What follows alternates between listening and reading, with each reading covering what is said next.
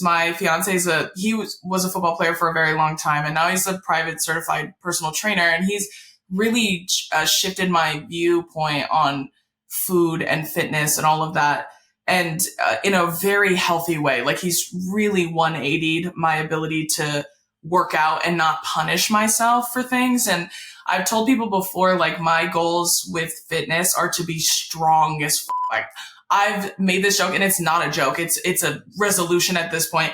I want to look like The Rock from behind. Like, when we're topless, can't tell the difference between the two of us. I want traps as big as my shoulders, bitch. Like, I want traps that are huge. I think, like, thick, muscular women. Ooh, I love that shit. Like, when women are cut as fuck, especially up top. Ooh, I love that. So, like, I've told people my goal with fitness is to always be strong. I don't want to think about, first of all, I never weigh myself. I tell people that all the time. I haven't weighed myself in years. I don't need to, because the number is arbitrary. It doesn't mean anything. And it's also not an indicator of health or wellness, because same thing with BMI. I've told people before, BMI is racist in its invention. Is one of the biggest ruses that has ever hit.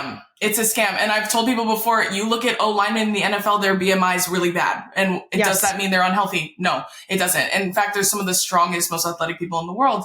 So I've said, like, weight is not an indicator of health or wellness.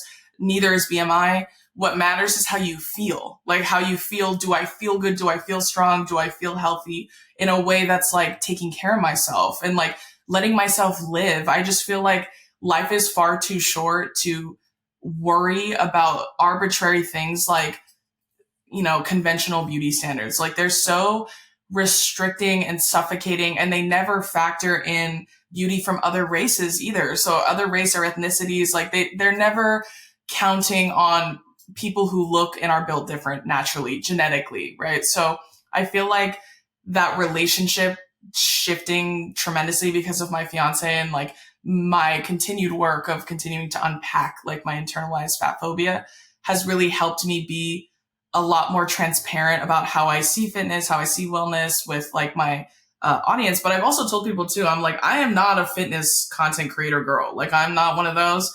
I just sometimes show y'all what I be doing, but, like, I'm here to make you laugh. Like, I'm here to make you laugh. I'm here to entertain you. I'm here to uplift you, empower you. And I've said before too that, like, when men comment on looks, like, especially when they call you fat and ugly, because those are the only two they can ever, you know, rub those brain cells together to conjure. Those are the only two that ever come to mind. Whenever they do that, it's because one of the pillars of misogyny and patriarchy is they believe women are vapid, and women hold all of their worth and value in what they look like. So they think, if I call her fat and ugly, that's the worst thing I could ever say to her, because she's an idiot who thinks beauty is all she has to offer. And that's not true. When your validation comes from you and doesn't come from your looks, you don't need to ever worry about that penetrating you. Strong has always been an adjective that has been a positive adjective for men. Mm-hmm.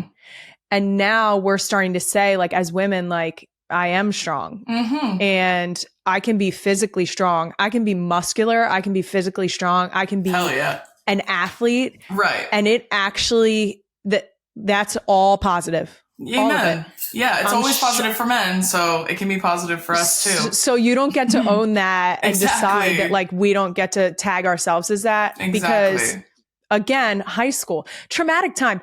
I still remember, because I was a field hockey player. Field hockey's really, like, your legs. Intense. Okay, like I couldn't do a push-up to save my life, but I'll tell you what, I could squat some fucking weight. Okay, Amen. Me too. And when I tell you, I still remember I crouched down, like, sort of squatted down next to a friend's desk. Yeah.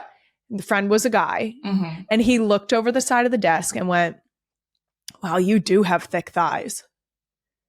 And I was like, right. You're fucking right, I do. You goddamn right. How else do you expect me to be good at hockey? Like, it was one of those moments where I was just like, do you know how stupid you sounded when you said that out loud? You chose to say that. Right. It's those types of things where I'm just like, in that moment, I was like, oh my God, like had a moment of, like, how else do you expect me to be good at field hockey? Like, it caused such confusion. Yeah. And after a while, I was just like, you're fucking right. I have thick thighs. Yeah. It holds up this fat ass. Thank you so much. Amen. Right.